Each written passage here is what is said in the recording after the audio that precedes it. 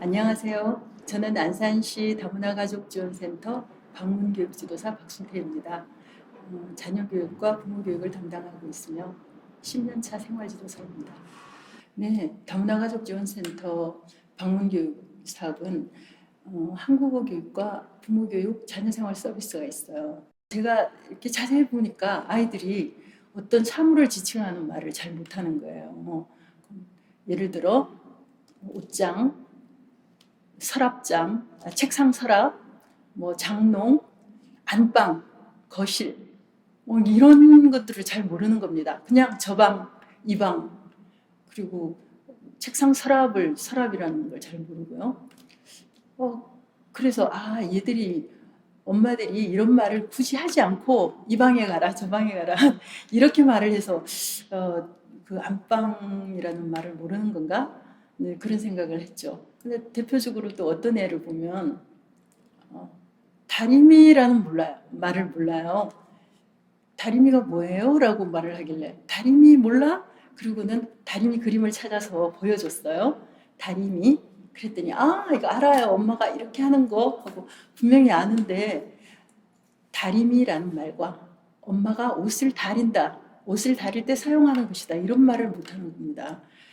그래서 이런 부분은 얘한테는 말을 많이 가르쳐줘야겠구나 라는 생각을 많이 하는데요.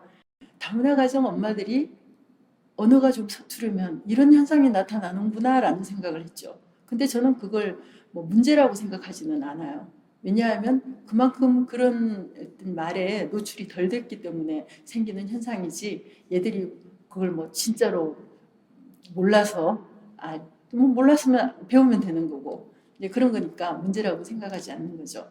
그래서 되게 다문화 가정 뭐 애들이 뭐 언어 발달에 문제가 있어 뭐 이런 말들을 많이 하는데 뭐 조부모와 같이 산다든가 조부모가 가까이서 좀 가끔씩 돌봐준다든가 뭐 이런 가정이나 또 뭐 아빠가 되게 신경 쓰고 또 엄마도 노력을 하고 또 그리고 저희 지도사들이 가서 학습 지원도 하고 뭐 애들이 유치원 어린이집에 다니고 이러다 보면 초등학교 들어가서 뭐 조금 늦더라도 점점 따라가게 되고 뭐 한 2학년쯤 되면 언어 문제는 거의 없어진다고 저는 생각을 합니다. 실제로 그 다림이라는 말을 몰랐던 그 아이는 초등학교 4학년인가 5학년 때 제가 걔 엄마를 만나서 물었더니 공부 되게 잘한다고 그래서 걱정할 거 없다고 걱정도 안 한다고 뭐 그런 이야기를 하더라고요. 그래서 이 어릴 때 언어 발달이 좀 늦다고 그렇게 걱정할 거 없구나.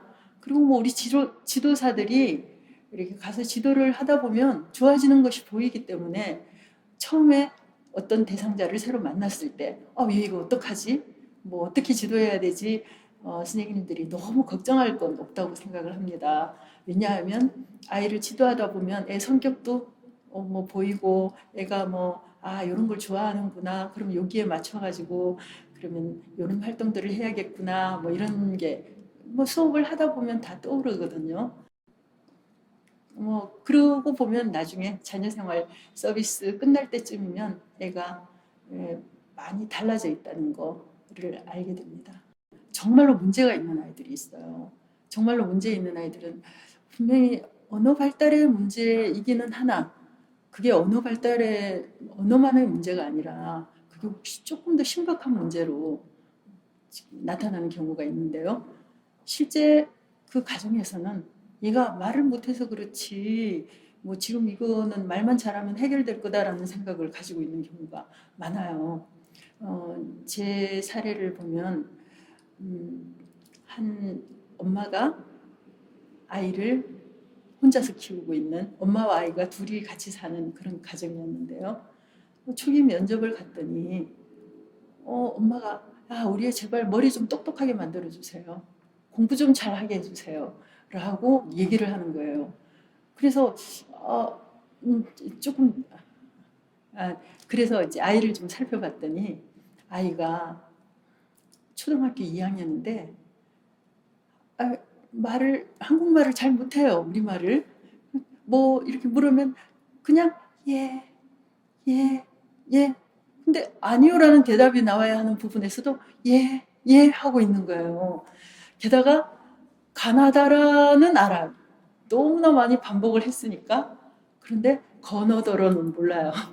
뭐, 나비는 알지만, 나비, 오이, 뭐 이런 것들은 알지만, 그냥 오를 두고 보면 오자를 모르는 거예요. 아, 이상하다.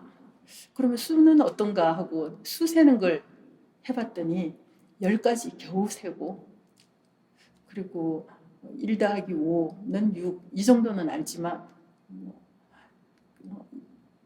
1 더하기 5, 뭐 10 이하의 숫자는 알지만 그 다음은 잘 모르는 거예요. 이건 좀 문제가 있다라는 생각이 들잖아요. 그래서 제가 아이 검사를 한번 받아보게 했어요. 저희 다문화 가족 지원센터하고 연계해서 고대 안산병원에 가서 이제 검사를 받았습니다. 그랬더니 검사 결과 그 아이는 지적장애 3급이라는 이제 진단을 받게 됐죠. 이제 그런 문제가 있는데도 엄마는 이제 몰랐다는 게 그게 문제인 거죠. 그런데 그 아이는 그 이후에 뭐 초등학교 특수반으로 다시 배정을 받고 또 이제 뭐 장애인 장애아 바우처 서비스도 받고 지금 치료를 계속하고 있습니다. 두 번째 사례가 있는데 엄마가 아이의 어떤 장애를 인정하지 못한 사례예요. 참 안타깝기도 한데 제가 그 가정을 방문을 했을 때 애가 6살인데 말을 전혀 못하고 딱딱해요 이런 식으로 말을 하는 거예요. 그 좀 이상하다. 말을 한마디도 이렇게 의미 있는 말을 못하는 거죠. 그래서 좀 이상한데 하면서도 조심스럽게 이제 어느 정도 수업이 진행된 후에 조심스럽게 얘 검사를 한번 좀 받아보면 어떻겠냐고 했어요. 그랬더니 좀 거부를 하더라고요. 처음에는. 그러다가 뭐 어떻게 해서 같이 이제 검사를 한번 받아보자 하고 저희 센터와 연계해서 또 저기 전문 기관에 가서 검사를 받게 했습니다. 그랬더니 그 결과가 이제 정말로 문제가 있는 것으로 나왔습니다. 저는 그걸 보지 못하고 그냥 전화로 들었어요. 그 관계기관에서 문제가 있는데, 근데 엄마의 태도가 조금 이상한 것 같더라고. 그런 이야기를 해요. 그래서 알겠다고 하고 이제 집에 와서 그 엄마하고 이야기를 했죠. 그랬더니 그 엄마가 그럴 리가 없다. 이 결과가 이럴 리가 없다. 왜냐하면 얘는 집에서 나랑 중국어 하면 말 잘한다. 중국어 가르치면 말 잘한다고 낱말 카드로 가르친다는 거예요. 중국어 하면 말 잘한다. 이렇게 한국어만 못할 뿐이다. 라는 식으로 말을 하는 거예요. 한국어 상황에서 한국어도 못하는데 중국어를 잘할 리가 있겠습니까? 저는 이제 그 말을 또 믿지 못하고 아이 아빠하고 통화를 했었는데 아이 아빠도 아이 엄마의 어떤 완강한 태도 그걸 굉장히 곤란해하는 상황이었어요. 이제 그 뒤에 이제 저는 아이 서비스를 하다가 서비스를 중단을 했습니다. 아이와 도대체 의미 있는 활동 자체가 되지를 않았거든요. 그래서 서비스를 중단하고 이건 어떤 전문가가 좀 지도를 해야 될 것 같다. 나는 지금 역부족이다라고 얘기를 했죠. 그랬더니 그 엄마 아빠가 상의를 해서 다시 한 번 더 병원에 가서 검사를 했나 봐요. 그랬는데 또 같은 결과가 나왔겠죠.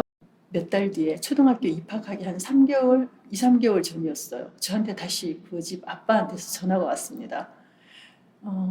선생님, 이제 우리 아무래도 특수학급이 있는 학교에 보내야 될 것 같다고. 선생님 혹시 특수학급 있는 학교를 아느냐고 전화를 했길래 제가 교육청에 연락을 해서 이제 특수학급 있는 학교랑 여기 이제 어떻게 해야 되는지를 알려줬죠. 그랬더니 또 며칠 뒤에 전화가 왔는데 집에서 가까운 어느 학교는 벌써 정원이 차서 안 된다고. 그래서 아이 걸음으로 30분을 걸어야 하는 학교에 그냥 입학시키기로 했다고 하는 거예요. 처음에 부모 교육을 할 때 들었던 말이 있어요. 그때는 아이가 4살이었는데 자기는 아이 이야기 나오는 게 싫어서 친구들을 안 만난다고 얘기를 하더라고요. 그때 이미 우리 아이에게는 문제가 있다는 걸 인지하고 있었던 거잖아요. 그런데 어떤 적절한 치료를 받게 해야겠다 이런 생각보다는 그 자체가 막 부끄러웠던 게 아닌가라는 생각을 했고요. 그리고 또 은근히 남편한테 괜히 미안한 거예요. 애가 저러니까 이건 나 때문이다라는 생각을 하는 거죠. 뭐 어쨌든 그런 부분에서 아이의 어떤 장애를 수용하지 못하는 상황이었고 그 수용을 빨리 하지 못해서 어쩌면 치료가 더 늦게 시작이 됐는지도 모른다라는 생각을 하게 됐습니다. 보통 이제 사람들이 다문화 가정을 볼 때 다문화 가정은 정말 문제가 많아. 엄마가 한국말 잘 못하니까 애들 키우는데도 힘들고 애들도 잘 못하고 뭐 이런 인식을 많이 하는 것 같아요. 그런데 저는 그게 큰 문제가 된다고 생각하지는 않습니다. 왜냐하면 이번 좀 전에 사례를 든 아이의 경우를 봐도 분명히 얘 정말 문제가 있네 이거 어떡하지라는 생각을 저도 했었는데 얘가 굉장히 많이 발전을 했다는 걸 제 눈으로 확인을 했잖아요. 다문화 가정을 보는 시선이 좀 더 좀 긍정적이면 어떨까라는 그런 생각을 하게 됩니다. 가끔 저희들이 자녀생활 서비스를 이제 하면 자녀생활 서비스 80회기가 끝날 때쯤 드는 생각인데요. 야, 얘는 조금만 더 도와주면 훨씬 많이 발달을 하겠다. 지금 막 가속도가 붙었는데 여기서 중단하는 거 정말 아깝다. 이런 생각이 드는 때가 있어요. 그럴 때는 정말 자녀생활 서비스가 한 번밖에 받을 수 없는 서비스라는 게 참, 이거 아쉽네. 이 가정에 한 번만 더 하면 이 가정에 훨씬 도움이 될 텐데, 이 아이에게. 그런 생각을 할 때가 있습니다. 그런데, 저는 이제 그럴 때, 그래, 근데 이건 내가 하는 교육이 최선이라고 할 수는 없어. 그러니까 이 아이에게 또 다른 선생님이 필요하고 또 다른 경험을 필요로 하듯이 또 다른 선생님과의 경험도 필요하다라는 생각을 하죠. 그래서 어떤 선생님이라도 다문화 가정 아이들은 일단 많은 다양한 경험이 적기 때문에 어떤 선생님이라도 어떤 선생님과 어떤 활동을 하더라도 많은 도움이 되지 않을까라는 생각을 합니다. 다문화 가정을 지원하는 여러 선생님들이나 여러 기관이나 선생님들이 계시는데 그분들에게 다문화 가정에 대한 편견을 좀 버리라고 하고 싶어요. 그냥 편견을 버리라 이런 말을 굉장히 흔하게 하는데요. 실제로 문제가 있다라고 생각하는 분도 사실은 있습니다. 근데 제가 보는 문제는 실제로 해결되는 경우가 아주 많고요. 그걸 작은 문제를 문제라고 생각하는 것이 오히려 문제가 아닌가라는 생각을 할 때가 있습니다. 그래서 혹시나 이 일을 시작하는 어떤 지도사분들이 계신다면 아이에 대해서 선입견이나 편견을 가지지 말고 있는 그대로 봐주고 아이의 수준에 맞는 적절한 지도를 하신다면 아이의 발전을 보시면서 훨씬 더 보람을 느끼게 되시지 않을까라는 생각을 합니다. 그리고 지금도 현장에서 열심히 지도하시고 계시는 선생님들 응원합니다. 파이팅!